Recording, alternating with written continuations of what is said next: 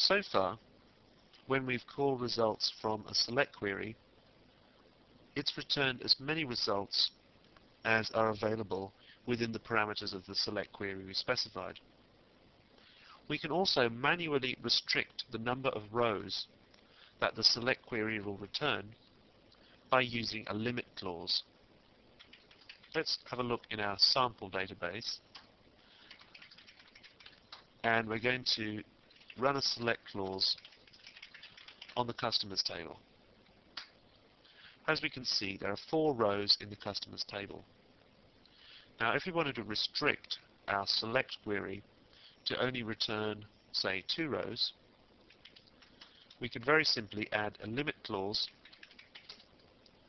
with the word limit followed by the number of rows we want it to return. You'll notice that the 2 rows that it does return start from the very first row available. Now, this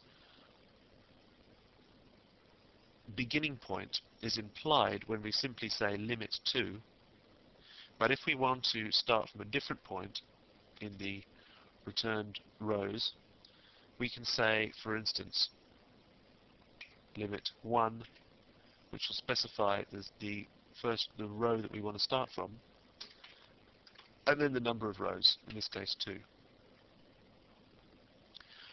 I should point out that the first row, in this case, is known as 0.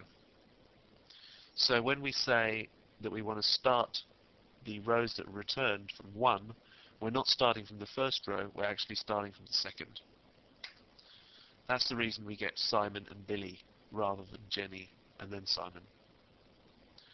So in a way, when we specify limit 2, as we did in our first example, what we're really specifying is limit 0, 2, which brings up exactly the same results.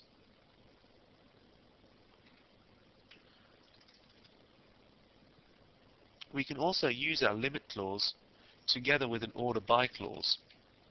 For instance, if we wanted to order the results from the customers table by surname, and we wanted that order to be descending, we could then also impose a limit on it of 2.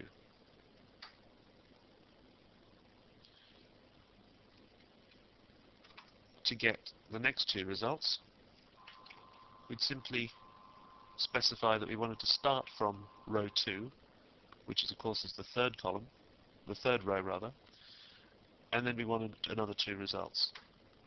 So there we'd be able to get the other 2 results, still in the same order by surname, descending down to B.